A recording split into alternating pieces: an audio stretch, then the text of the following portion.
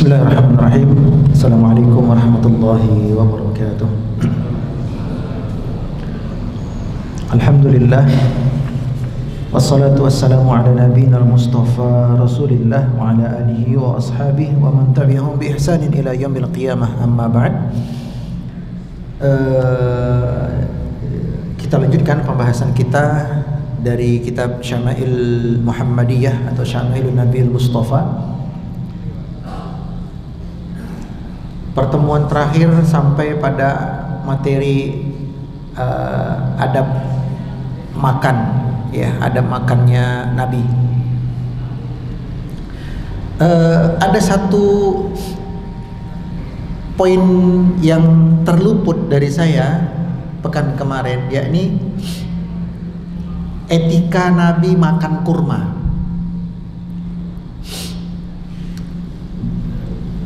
Ya, etika Nabi makan kurma atau yang semisal dengannya.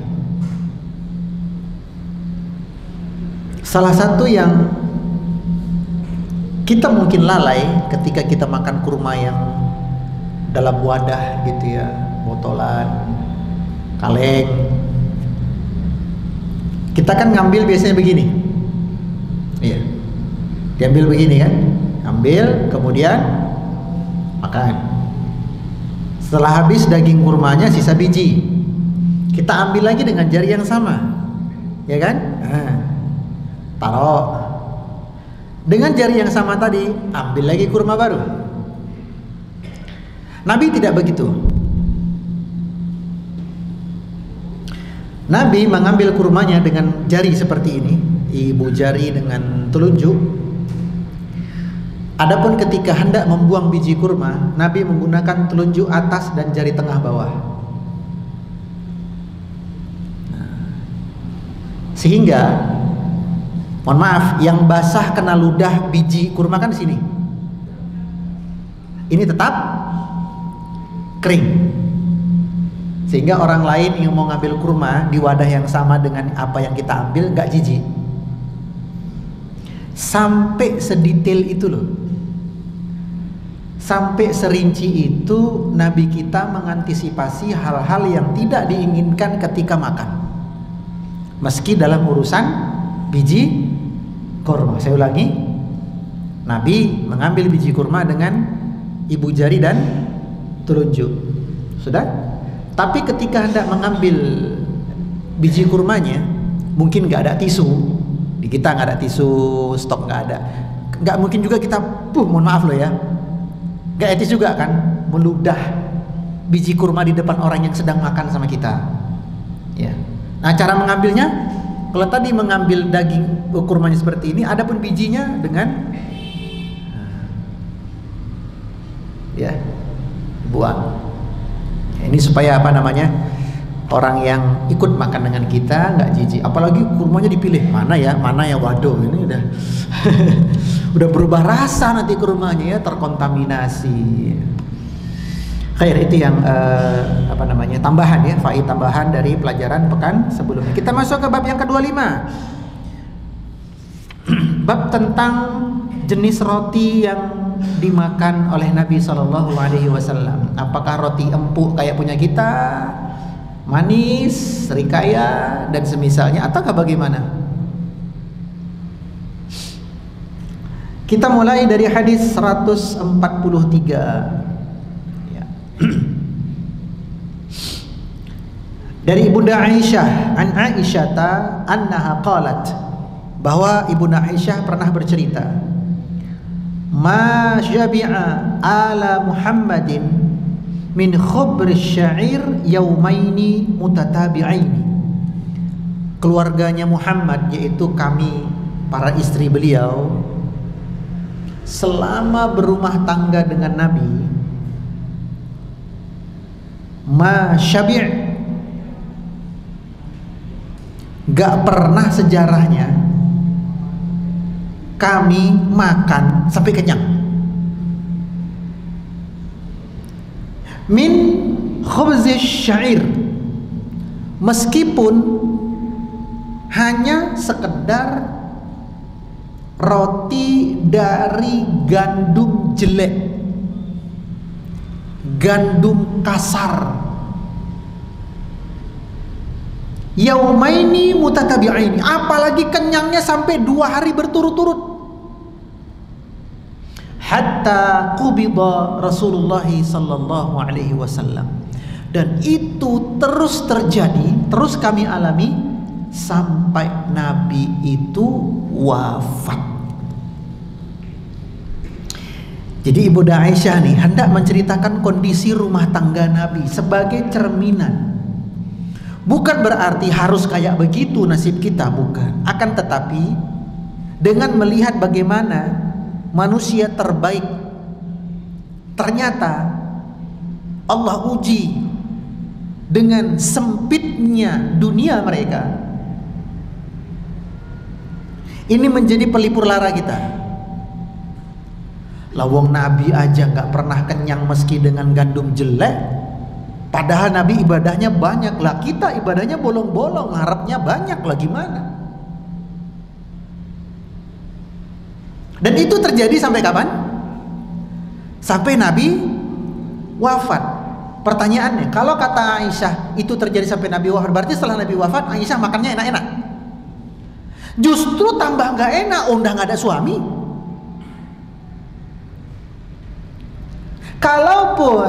Kalaupun loh ya, khalifah-khalifah setelah masa kehidupan Nabi itu Abu Bakar, termasuk Umar yang Masya Allah ya, dari Baitul Mal banyak memberi kepada ummahatul mukminin. Masalahnya karena selama berumah tangga dengan Nabi, mereka sudah dibentuk dengan pola hidup sederhana. Jadi ketika dibagikan oleh khalifah jatah mereka dari Baitul Mal, ya dibagi lagi kepada fakir miskin. Akhirnya nggak ada sisa. Sebagaimana yang dikisahkan dari perjalanan hidupnya istri Nabi Maimunah. Pernah Umar memberikan apa? Dari Baitul Mal 3.000 dirham oleh Maimunah, dibagi semuanya tanpa tersisa. Nah pembantunya ini kan semangat nih membagi-bagikan, dikira nanti dia dapat gitu loh. Dan setelah selesai pembantunya nanya, oh ya Matul Mukminin, jatah saya mana? Loh kamu mau toh? Kok mau bilang dari tadi? Sentek, udah habis. Sekali lagi catatan kita, bukan berarti hidup kita harus kayak begitu. Jok pulang pengajian, kulkas dikosongin, malah didol kulkasnya, ya toh. Beras sing ape-ape, beras wangi, beras sing larang-larang diganti, ya, beras catu. Istri bingung, loh mas, ya kok tadi ngene? Mergo kajiannya Ustadz Rosid, wajib kok saya. Kita belajar ini sebagai ibrah, karena terkadang seringkali kita mengukur standar kebahagiaan dengan apa yang tidak kita punya. Dan itu sering kan terjadi hampir tiap hari, day by day, yaum fi yaum. Hari demi hari kita mengukur dan membentuk kebahagiaan kita dengan apa yang belum kita miliki. Ya, stres. Kenapa sih nggak bisa menikmati dengan apa yang sedang kita miliki ini? Satu. Yang kedua, apa yang belum kita miliki dan kita pengen banget itu jadi punya kita. Kita harus paham mindset akhirat bahwa yang ada pada diri kita hari ini, apapun yang kita makan, yang kita pakai, yang kita gunakan, yang kita tempati, yang kita belanjakan, itu akan sungguh memberatkan hisab kita di akhirat, memperpanjang perhitungan amal kita di akhirat. Dengan pola pikir seperti itu menaikkan rasa syukur. Alhamdulillah, dengan adanya seperti ini, mudah-mudahan hisab saya lebih ringan. Namun sekali lagi, bukan berarti harus kayak begitu hidup kita. Saya hanya ingin mengajak kita menikmati apa yang ada pada diri kita. Ya. Kalaupun ternyata Allah uji, ya suami kena PHK, dagangan gak lancar, ya, bisnis seret, ketahuilah bahwa kita masih bisa makan nasi hari itu, meskipun sekedar lauk tempe garit. Nabi kita Shallallahu Alaihi Wasallam sepanjang hayat beserta istrinya tidak pernah kenyang, meskipun kenyang dengan gandum jelek. Apalagi kenyang dengan gandum jelek sampai 2 hari berturut-turut, sehari aja nggak pernah, boro-boro 2 hari berturut-turut, dan itu terus terjadi sampai wafat. Jiwa manusia terkadang gelisah.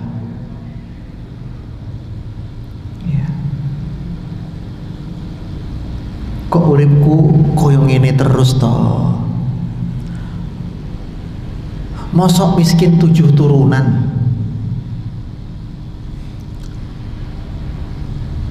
Masa nggak naik sih level hidup? Nggak kayak saudaraku yang lain, nggak kayak tetanggaku, nggak kayak si fulan, nggak kayak si fulan. Ingat nasihatnya para ulama, sebuah nasihat Abdullah ibnu Mubarak, nasihat emas. Nasihat yang persis sama meskipun dengan kalimat yang berbeda, dikatakan juga oleh Sufyan Ats-Tsauri, Hasanul Basri, Mujahid dan yang lain-lain. Apa nasihat mereka? Jika kita tertinggal memungut keping-keping dunia dibandingkan tetangga kita, dibandingkan saudara kita, maka kalahkan mereka dalam kesempatan akhirat. Jadi daripada sibuk stres, tonggoku Nmax anyar iki, tonggoku iki anyar iki, kejar mereka dari sisi akhirat. Kenapa? Karena mau bagaimanapun panjenengan jungkir balik, siang jadi malam, kaki jadi kepala. Kalau memang dijatah hari itu 100.000, ya 100.000. Kalahkan mereka dalam urusan akhirat. Inilah perlombaan sejati seorang muslim. Namun sekali lagi catatan, sekali lagi saya ulangi, bukan mengajak panjenengan untuk kayak begini. Tapi ketika memang kita tidak punya, ambil ibrah dari kisah Nabi, ya, biar hati lapang.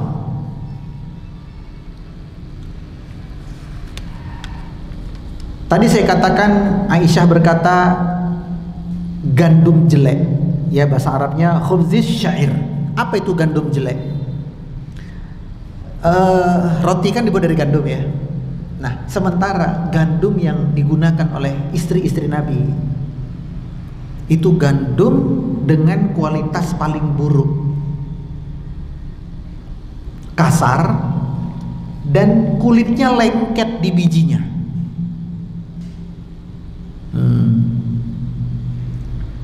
Bapak-bapak, ibu-ibu yang generasi kelahiran 70, 80, tapi kalau 90 udah gak malami insya Allah. Terakhir kayaknya generasi kelahiran 80-an atau 70-an ke atas. Pernah gak punya pengalaman beras orang tua kita tuh beras yang kurang bagus, lalu pakai tampah, apa namanya? Kalau kami orang Melayu bilangnya ngayak. Hah? Nah, pokoknya bahasanya itulah, paham ya maksud saya ya. Apa tujuannya gini? Memisahkan biji dengan kulit, dengan kerikil, dengan kutu-kutunya, ya kan? Nah. Kemudian kulit-kulit halusnya kan dia berterbangan, kita tiup. Saya paling senang dulu kalau itu, daripada disuruh belajar. Wow, main gitu loh. Wah, kalau tinggi-tinggian sama adik itu. Wah, suas. Nah sekarang kan enggak, terima matang pakai rice cooker ya kan. Kita dulu masya Allah ya kan, dipilih dulu berasnya, dicuci, kemudian dimasak pakai periuk dulu ya kan. Habis dari periuk baru dimasukkan ke shockblock, dijaga apinya jangan sampai mati. Ya, nah, kan dia macam-macam. Nah saiki gampang, berasnya wes sampai, cuci 2 kali, kasihkan rice cooker, cetek, turu 45 menit mateng.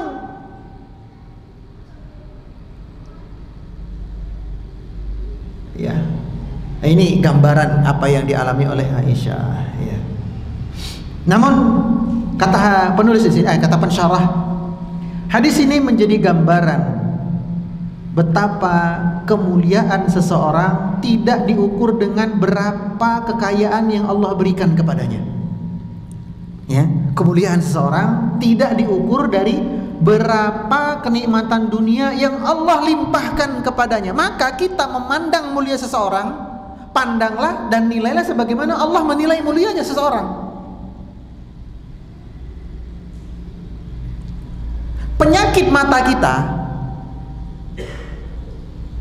yang paling sering terjadi adalah menilai value seseorang, menilai derajat seseorang itu dari jumlah kekayaannya atau dari jenis pekerjaannya. Kita semakin respect, bahkan sampai munda-munda, padahal belum tentu dia mulia di sisi Allah.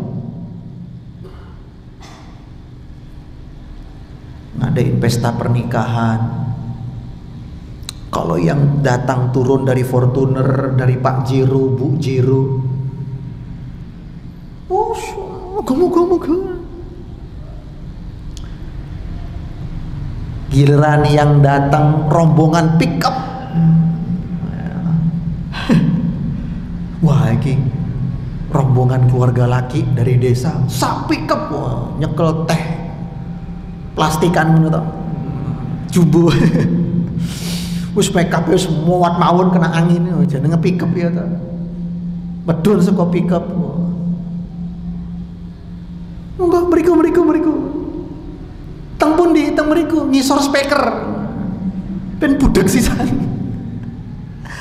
Kenapa sih kita memuliakan seseorang berdasarkan status kekayaannya? Kenapa sih? Padahal kalau kita susah, yang pertama kali nolong yang mana? Hah? Kalau kita tertimpa musibah, yang gercep membantu kita yang mana coba? Yang fakir-fakir kita rendahkan tadi. Mereka rela nggak nyawah, mereka rela nggak jualan hari itu. Kenapa? Rumah kita ada duka. Sementara si kaya yang kita sibuk menghormati mereka tetap dengan meetingnya, tetap dengan rapatnya, tetap dengan bisnisnya. Ubah dong. Bukan berarti harus dibalik. Oh berarti Ustaz yang miskin-miskin kita muliakan, yang kaya-kaya kita jorok ya, bukan begitu. Biasa aja gitu loh. Kita muliakan seseorang berdasarkan apa yang Allah muliakan. Lihat Nabi kita, kurang mulia apa Nabi kita coba? Tapi ternyata nggak memiliki apa-apa. Baik, kita masuk ke hadis 144.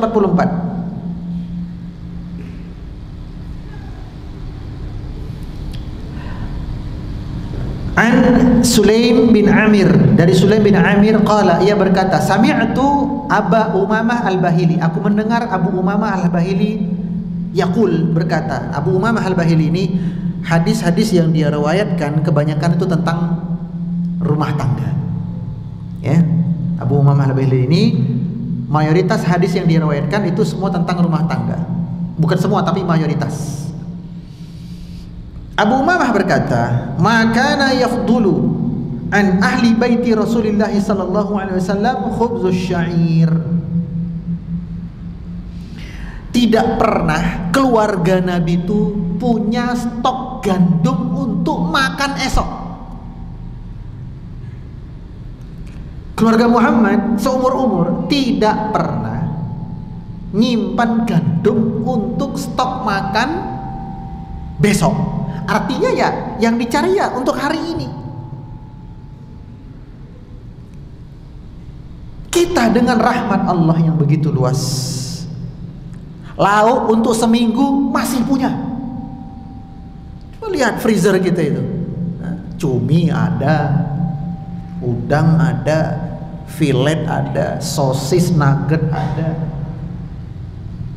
lemari yang pintu kedua, yang bawah, wah, bumbu-bumbu dapur ada, mentega, roti, selai, serikaya, Nutella, sebut merek, mohon maaf.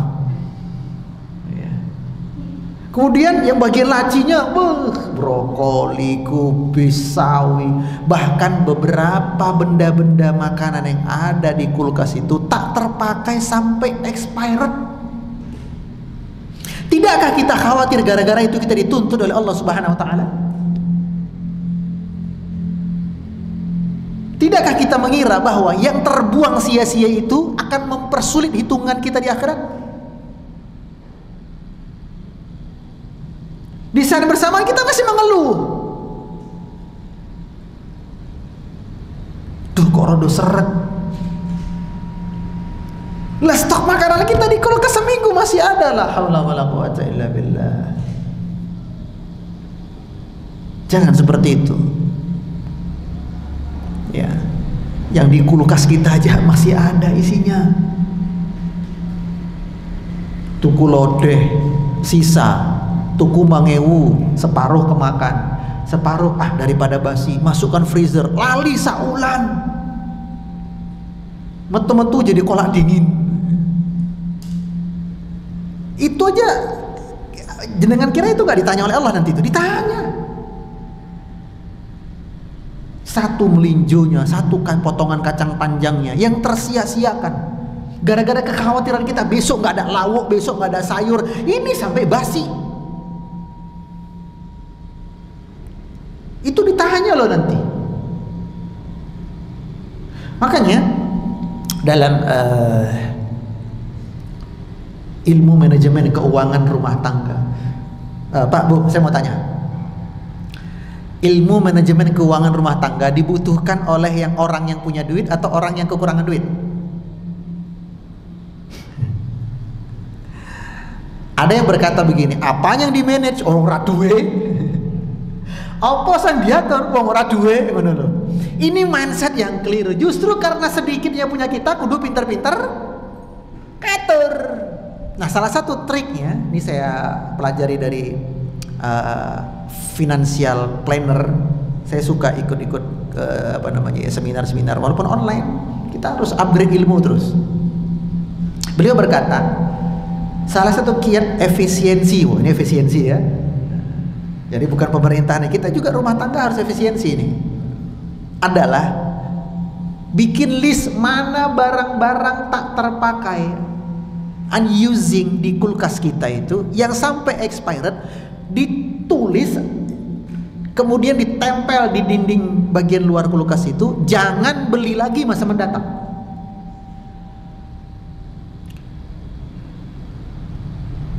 Jangan beli lagi. Karena apa? Nggak habis terpakai. Kalau habis terpakai, silahkan beli lagi. Kalaupun pengen dibeli yang tidak habis terpakai tadi, kurangi porsinya. Mungkin biasa beli cabai 5 ton, ibu-ibu, nyetok seumur hidup gitu. Mumpung murah Ustaz, saya beli 3 kilo. Lah sekeluarga nggak doyan pedes. Lah gak apa.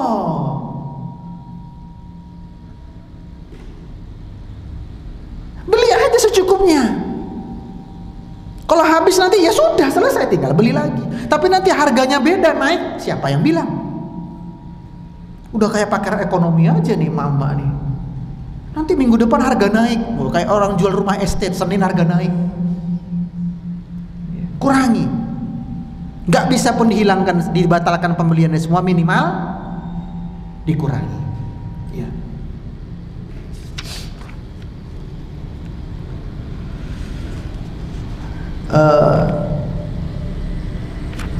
Di antara bukti lain bahwa Nabi itu tak pernah rumahnya menyimpan apa untuk esok. Bukan berarti terlarang, boleh-boleh saja. Tapi ini pilihan Nabi ya. Pilihan Nabi, ingin gaya hidup beliau seperti itu. Pernah seorang wanita dengan 2 anak perempuan yang masih kecil-kecil, lusuh kelaparan, datang ke rumah Aisyah. Tok tok tok, assalamualaikum. Waalaikumsalam. Sebentar ye, dibuka pintu. Oh, ibu ada apa? Maaf Ummahatul Mukminin, kira-kira ada sesuatu nggak di rumah? Qadarullah, saya dan anak saya ini belum makan. Dia janda, suaminya sudah meninggal, nggak makan beberapa hari kan, ini anak saya udah lemes. Aisyah bilang sebentar. Kalau kita yang didatangi sebentar, kulkas kan gitu, cari yang paling jelek.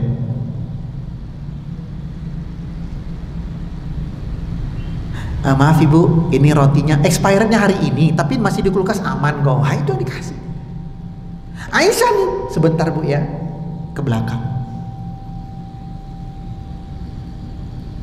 Yang ada hanya 3 butir kurma. Tok. Dan itu sebenarnya sudah disiapkan untuk makan malam Aisyah dengan Nabi. Makan malam pakai 3 butir kurma. Kalau kita kan 3 tusuk sate. Sate usus, sate hati, sate telur puyuh kan. 3 butir kurma. Tapi ini untuk Nabi. Aisyah dilema. Aduh. Tapi bismillah. Ya, dikasihan sama ibu ini. Dibawa tuh 3 butir kurma, dikasih. Ini bu, adanya cuma ini. Oh enggak apa-apa Aisyah, matur suwun. Udah. Lalu Aisyah penasaran ini. Kira-kira apa yang akan dilakukan ibu ini dengan 3 butir kurma tadi? Dia intip dari celah lubang rumahnya. Ternyata ibu ini membagikan masing-masing 1 kurma tadi kepada putrinya. Yang anak pertama masih di bawah 10 tahun semua usianya, masih kecil-kecil. Diberikan 1 dia simpan. Enggak dia makan, dia simpan. Anaknya kalau udah kelaparan banget, lahap makan sebiji kurma tadi, habis. Tahu maknya nyimpan 1 kan, ngerengek. Bu, 1 gimana? Ibunya dengan penuh senyuman, diambillah sisa 1 kurma tadi, dibagi 2. Separuh buat anak pertama, separuh buat anak kedua. Dia nggak makan. Nah Aisyah melihat peristiwa ini tuh takjub dengan pengorbanan seorang ibu. Pertanyaan saya, harusnya kan yang lebih patut kita takjub itu perbuatan ibu ini atau perbuatan Aisyah? Hah? Perbuatan Aisyah. Ibu ini betul memang dia tidak makan, tapi kan anaknya jadi makan. Adapun Aisyah, sekeluarga malah tidak makan. Tapi ini menunjukkan keikhlasan seorang Aisyah. Takjub dengan amal orang melupakan amal sendiri. Nabi pulang, cerita Aisyah, Rasulullah tadi ada ibu-ibu kasihan banget, ya Allah kelaparan belum makan. Nah kata Rasulullah, di rumah kita cuma ada 3 kurma buat makan malam. Karena saya kasihan sama dia, saya kasih. Gak apa-apa ya Nabi ya. Kata Nabi, man ala jariyataini hatta tablugha. Barang siapa yang Allah uji kesabarannya dengan kepemilikan 2 anak perempuan, ana wa huwa fil jannati hakadha. Aku dan orang tua yang seperti itu akan bertetangga denganku di surga kayak 2 jemari ini. Ya, anak perempuan itu ujian. Kenapa? 1, biaya kehidupan untuk anak perempuan lebih banyak. Nggak percaya? Coba bedakan anak kita laki perempuan masuk SDIT. Nah, seragamnya harganya beda enggak? Beda kan? Outfit anak perempuan lebih mahal, jilbab, kaos kaki, siput, ciput kok, ciput tahu ciput ya, sing untuk nyekal rambutnya gitu loh. Belum lagi kalau dia sudah dewasa, dia mau pakai cadar, gamis kan mahal mah, lanang gampang, kaos oblong, polos, rampung. Orang dia duit gampang, kaos logo partai gratis. Lanang nggak peduli gitu. Pak, aku arep adus ya, mau mandi. Pak, kelambine dikei kaos sing ana coblos nomor iki. Ora protes deh, anak wedok dikei kaos sing ngono ya ngamuk. Lebih murah anak laki-laki, anak perempuan lebih mahal. Itu ujian pertama. Ujian yang kedua, setelah semua kemahalan biaya hidupnya, dia nikah, dibawa. Iya kan? Dibawa sama suaminya. Sabar orang tuanya. Wis tak rumat ape-ape, tak jogo ape-ape, tak rawat ape-ape, malah dijogo uang. Sabar orang tuanya. Bertetangga dengan Nabi di surga. Ya.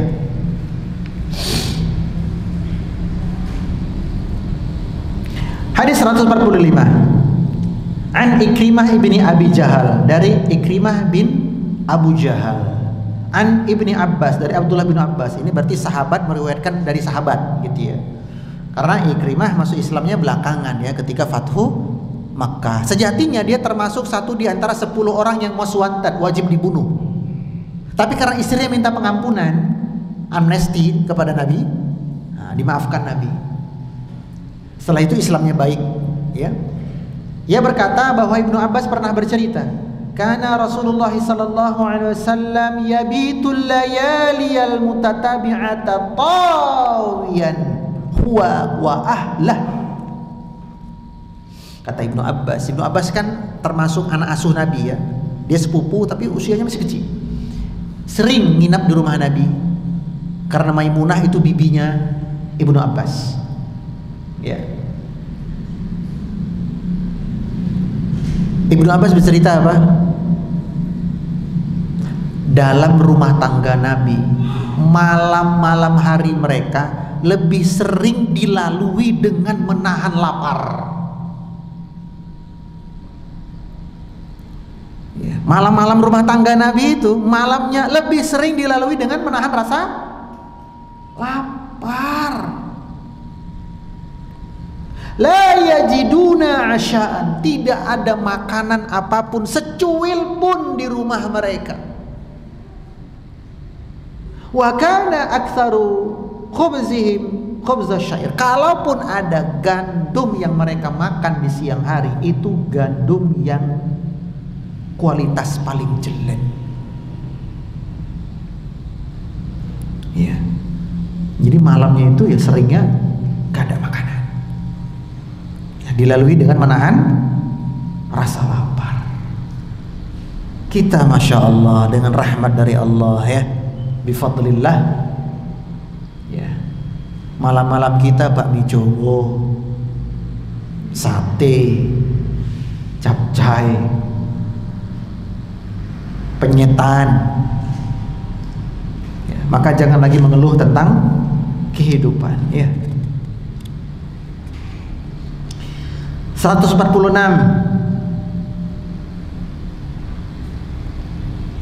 dari Sahal bin Sa'ad annahu qila lahu, ada orang pernah bertanya kepada Sahal, akala Rasulullah sallallahu alaihi wasallam taqiyya, apakah Rasulullah sallallahu naqiyah, apakah Rasulullah sallallahu alaihi wasallam dan keluarganya itu pernah makan naqiyah? Naqiyah itu gandum yang kualitas premium. Ya, yang udah ditumbuk halus, kemudian bijinya udah terpisah dari kulitnya. Jadi kalau dicampur dengan adonan langsung nyatu, nggak cerai-berai lagi. Makanya roti murah dengan roti mahal kan bedanya itu di keempuannya, kan begitu. Nah, salah satu faktor penentu keempuan sebuah roti itu kualitas gandumnya. Gandum halus, gak ada lagi kulit-kulit nempel, gak ada kotoran, gak ada batu, gak ada serangga macam-macam, resik. Ada nggak Nabi pernah makan itu? Maka Sahal berkata, ma ra'a Rasulullah sallallahu alaihi wasallam naqiyya hatta laqiya Allah. La naqiyya hatta laqiya. Masya Allah, ini ucapan yang luar biasa. Kata Sahal apa? Rumah tangga Nabi itu la naqiyya hatta laqiya. Tidak pernah sekalipun makan dengan gandum halus sampai ketemu dengan Allah. La naqiyya hatta laqiya. Faqila lahu, maka ditanyakan kepada Sahal, hal kanat lakum manakhil ala ahdi Rasulillah. Apa enggak ada di lokasi Nabi hidup atau di masa Nabi hidup itu alat penumbuk gandum sampai halus? Kalau bahasa kita blender lah apa gitu ya, atau lesung gitu ya. Qala, Sahal berkata, maka naslana munakhil. Oh, di zaman kami dan di daerah kami enggak ada itu. Itu hanya dimiliki oleh orang-orang Romawi, orang-orang kaya Romawi ya. Kami enggak ada. Faqila, lalu ditanyakan lagi, kaifa kuntum tasna'una bisyair? Terus gimana cara kalian mengolah gandum? Qala, dijawab oleh Sahal, kunna namfukhuhu fayatiru minhu ma tara. Nah, kami ayak ya. Jadi gandum kasar tadi kami ayak, kemudian kulit-kulit keringnya itu yang terbang kami tiup, fanafakhu, kami tiup-tiup, ya. Thumma na'jinuhu, kemudian barulah kami campur dengan adonan. Tapi karena tepung terigu gandumnya itu gandum yang jelek, yes, adonannya yo sak kena nih. Jadi nggak bisa dibentuk motif-motif ya. Oh, untuk anak kecil rotinya gandum dibikin motif Doraemon, nggak bisa. Motifnya satu, apa motifnya?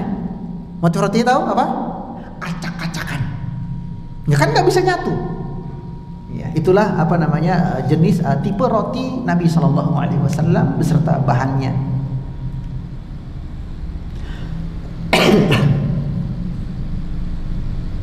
Dikisahkan oleh Imam Bukhari dari Qatadah. Qatadah berkata, kunna na'ti Anas bin Malik. Suatu hari kami pernah datang ke rumahnya Anas bin Malik. Jadi Qatadah ini salah satu muridnya Anas, dia tabi'in. Wa khabbazuhu qa'im. Ya. Waktu itu pembantunya Anas bin Malik sedang membagi-bagikan roti. Sambil berdiri membagi-bagikan roti kepada para tamu. Wa qala, lalu Anas berkata, kulu, monggo kalian makan. Makanlah. Jadi menyambut tamu ya. Anas menghidangkan roti gandum bagus. Oh, mau makan. Sementara itu Anas nggak makan. Tamunya makan semua. Tamunya tanya, "Lam ta'kul, kenapa kau tidak makan?" Qala, Anas berkata, "Fama a'lamun nabiy ra'a raghifan murafiqan hatta laqiyallah."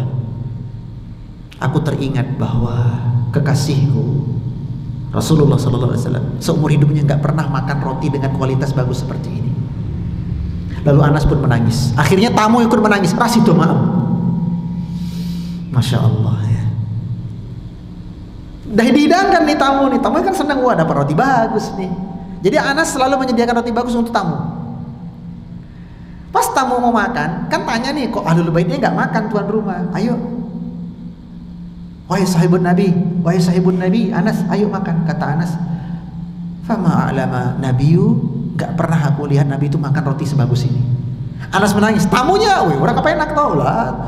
Tuh rumahnya nangis ya wis. Ya. Dipaksa Anas, sudah makan. Saya hanya teringat dengan masa Nabi. Kami gak bisa makan.